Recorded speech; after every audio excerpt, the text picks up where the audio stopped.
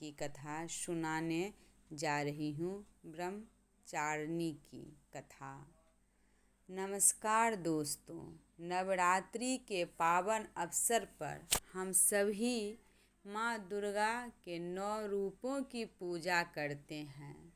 आज मैं आपको दूसरे दिन की कथा सुनाने जा रही हूँ, माँ ब्रह्मचारिणी की कथा।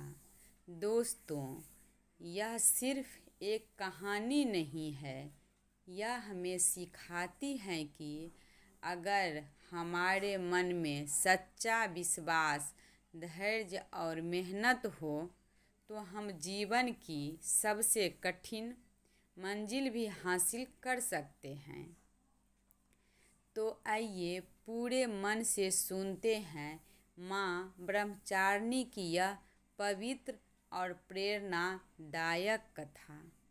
नवरात्रि दूसरा दिन। माँ ब्रह्मचारिणी की कथा। बहुत समय पहले की बात है।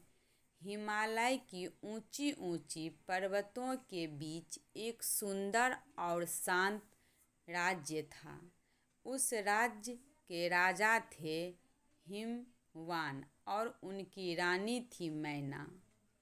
उनके पास सब कुछ था, धन वैभव समान, लेकिन एक चीज़ की कमी थी, संतान सुख।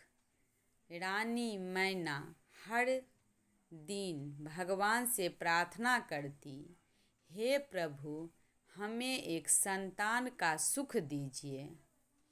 आखिरकार उनकी पत्नी रंग लाई। एक दिन उनके घर एक सुंदर कन्या ने जन्म लिया। पूरा महल खुशियों से भर गया। उस कन्या का नाम रखा गया पार्वती। पार्वती का बचपन। पार्वती बचपन से ही बहुत शांत और अलग स्वभाव की थी। जहाँ दूसरे बच्चे खेलते थे, वहीं पार्वती अक्सर भगवान का ध्यान करती थी। एक दिन उन्हें अपनी माँ से पूछा, मैं इस संसार में सबसे महान कौन है? रानी मैना ने कहा, बेटी, भगवान शिव सबसे महान है। बस उसी दिन से पार्वती के मन में एक संकल्प जाग उठा, मैं भगवान शिव को ही अपना पति बनाऊंगी। नारद मुनि की भविष्यवाणी। कुछ समय बाद ऋषि नारद महल में आए। उन्हें पार्वती को देखा और कहा, यह कोई साधारण कन्या नहीं है, यह भगवान शिव की अर्धांगिनी बनेगी। लेकिन इसके लिए इसे बहुत कठोर तपस्या करनी होगी। पार्वती का अटल संकल्प। यह सुनते ही पार्वती ने ठान लिया, मैं हर कष्ट सह लूँगी, लेकिन अपने लक्ष्य से पीछे नहीं हटूँगी। उन्हें महल के सारे सुख छोड़ दिए और जंगल में जाकर तपस्या शुरू कर दी। तपस्या की कठिन राह। शुरुआत में पार्वती कई वर्ष तक केवल फल खाकर जीवित रही। फिर उन्हें फल भी छोड़ दिए और केवल सूखे पत्ते खाने लगी। धीरे धीरे उन्हें पत्ते भी त्याग दिए और सिर्फ जल पर रहने लगी। लेकिन उनका संकल्प इतना मजबूत था कि उन्हें जल भी छोड़ दिया और निर्जल तपस्या करने लगी। हर मौसम की परीक्षा, तेज धूप, कड़ाके की ठंडी, बारिश, आंधी, सब कुछ उन्हें सहा।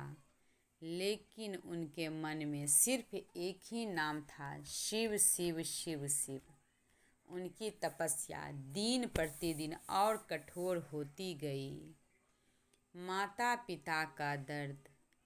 जब राजा हिमवान और रानी मैना को यह सब पता चला तो वे बहुत दुखी हुई। रानी मैना जंगल गई और रोते हुए बोली, बेटी, यह कैसी तपस्या है? तुम इतनी तकलीफ क्यों सह रही हो? घर चलो। पार्वती ने मुस्कुराकर कहा, माँ, यह कष्ट नहीं है, यह मेरे प्रेम और विश्वास की परीक्षा है। मैं आपके लक्ष्य से पीछे नहीं हटूंगी। देवताओं का आश्चर्य। मैं अपने लक्ष्य से पीछे नहीं हटूंगी। देवताओं का आश्चर्य। पार्वती की तपस्या हजारों वर्ष तक चलती रही। देवता और ऋषि मुनि भी उनकी भक्ति देखकर चकित थे। उन्हें भगवान शिव से प्रार्थना की, प्रभु, अब इनकी तपस्या स्वीकार कीजिए। भगवान शिव का आशीर्वाद। अनंत भगवान शिव प्रकट हुआ। उन्हें कहा, हे पार्वती, तुम्हारी तपस्या, धैर्य और प्रेम ने मुझे प्रसन्न कर दिया है। मैं तुम्हें अपनी पत्नी के रूप में स्वीकार करता हूँ। पार्वती की आंखों में खुशी के आंसू आ गए। उनकी तपस्या सफल हो गई। माँ ब्रह्मचारिणी का स्वरूप। इस कठोर तप और ब्रह्मचर्य के कारण पार्वती का यह रूप ब्रह्मचारिणी कहलाया। उनके एक हाथ में जपमाला और दूसरे हाथ में कमंडल होता है। वह शांति, तप और शक्ति की प्रतीक है। दोस्तों, इस कहानी से हमें यह सीख मिलती है कि अगर हमारे मन में सच्चा विश्वास और धैर्य हो तो हमें जीवन की सबसे बड़ी मुश्किल को भी पार कर सकते हैं। माँ ब्रह्मचारिणी हमें सिखाती हैं कि कभी हार नहीं मानना चाहिए, क्योंकि मेहनत और सच्ची लगन का फल एक दिन ज़रूर मिलता है। अगर आपको यह कथा अच्छी लगी तो इसे ज़रूर दूसरों को सुनाइए। जय माता दी। दोस्तों, अगर आपको माँ ब्रह्मचारिणी की यह पावन कथा पसंद आई हो और इस कथा से आपको कुछ सीखने को मिला हो तो इसे अपने तक ही मत रखिए। इसे अपने परिवार, दोस्तों और अपने चाहने वाले तक ज़रूर पहुंचाइए, क्योंकि अच्छी बातें और सच्ची सीख जितनी ज़्यादा लोगों तक पहुंचती हैं उतना ही हमारा समाज और हमारा जीवन बेहतर बनता है। हो सकता है आपकी एक छोटी सी कोशिश किसी की ज़िंदगी बदल दे, किसी को हिम्मत दे दे, किसी को हार ना मानने की ताकत दे दे। तो आइए मिलकर माँ का यह संदेश हर घर तक पहुँचाए और दिल से बोलिए, जय माता दी, जय माता दी, जय माता दी। प्रेम से बोलो, जय माता दी। हर हर महादेव। कहानी अच्छा लगे तो शेयर कर दीजिएगा। हर हर। दिन की कथा।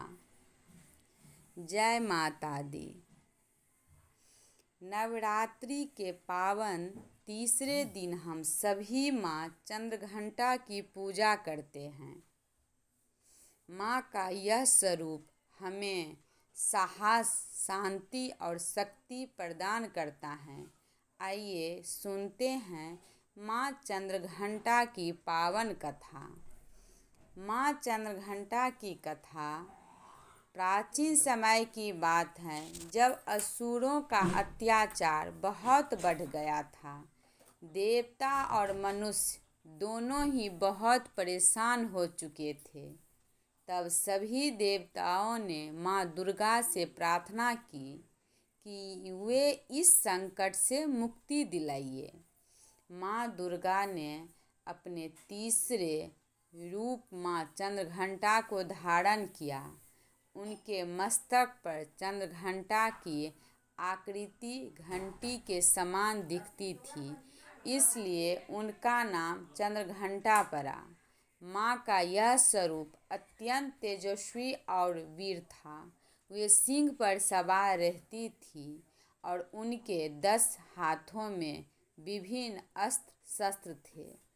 उनके स्वरूप से ही शत्रु काँप उठते थे। इसी समय एक भयंकर असुर ने स्वर्ग और पृथ्वी पर हमला कर दिया। वह इतना शक्तिशाली था कि देवता भी उसे डरने लगे। तब माँ चंद्रघंटा ने युद्ध का आगमन किया।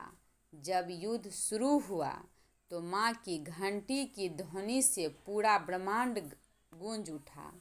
उस ध्वनि से असुरों की शक्ति कमजोर पड़ने लगी। माँ ने अपने अस्त्रों से उस असुर का अंत कर दिया और सभी को उसके आतंक से मुक्त कराया। युद्ध के बाद माँ ने अपने भक्तों को आशीर्वाद दिया और कहा कि जो भी सच्चे मन से उनकी पूजा करेगा उसके जीवन से भय, दुख और नकारात्मक दूर हो जाएगी। तभी से नवरात्रि के तीसरे दिन माँ चंद्रघंटा की पूजा की जाती है। उनकी कृपा से जीवन में शांति, साहस और समृद्धि आती है। तो भक्तों, यह भी माँ चंद्रघंटा की पावन कथा। माँ से प्रार्थना है कि वे हमें सभी के जीवन से डर और दुख को दूर करे और हमें साहस दे। बोलिए सच्चे दरबार की जय माता दी। हमें जीवन में कभी भी डरना नहीं चाहिए।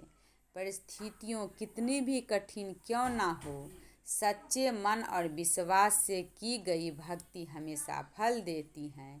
बुराई चाहे कितनी भी ताकतवर क्यों ना हो, अंत में अच्छाई की जीत होती है। साहस और धैर्य हर समस्या का सम्मान किया जा सकता है। यह कहानी अच्छा लगे तो शेयर कीजिएगा। प्रेम से बोलो जय माता।